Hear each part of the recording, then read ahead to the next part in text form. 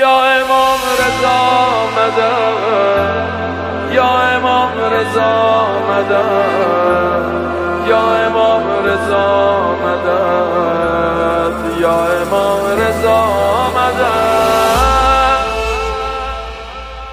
آقا جون سر از من و سروری از تو، آقا جون اشاره از تو و سر از من. برای آقا شدن کی بهتر از تو، برای فدا شدن کی بهتر از من. یادم بی صداش میریخت و میخون، مادرم توی لالاییاش همیشه، که الهی فدای امام رضاشی، که برات هیچکی امام رضا نمیشه.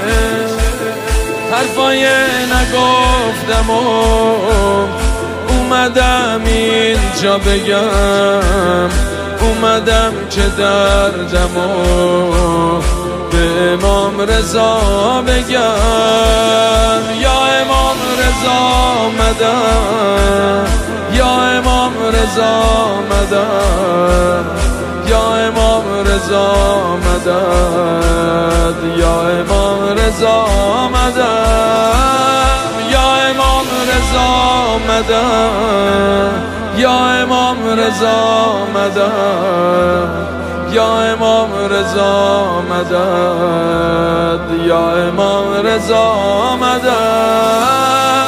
یا امام رضا تمام سینه ما شده ملک تحت حاکمیت تو، تو شناسنامه ایرانی نوشته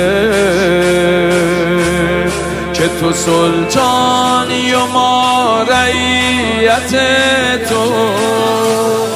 این منم که مثل تو کسی نداره،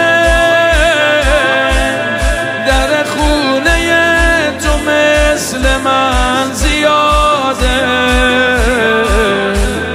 میدونی یه دردایی تو زندگیمه که دواش رد شدن از بابا جواده. جای دیگه سفره دل من پهن نمیشه، واسه من حتی بهش مثل این سهم نمیشه.